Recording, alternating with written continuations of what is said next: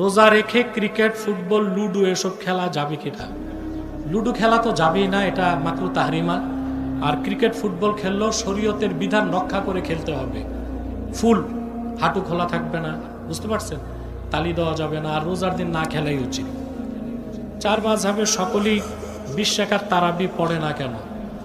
না, চার মাযহাবের সবাই 20 রাকাত তারাবি পড়ে না কেন এটা তো ভিন্ন বিষয়। হানাফি মাযহাব যদি মানেন, প্রতিদিন 20 রাকাত তারাবি পড়া সুন্নতে মুআক্কাদা।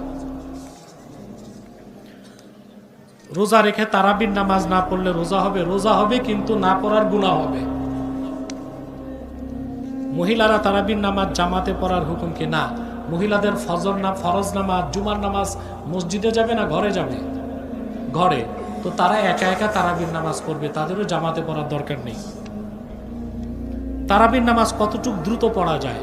এটা সুন্দর প্রশ্ন করছেন। হাবের সাহেব যে কি পড়ে সে ছাড়া আর কেউ বুঝে না।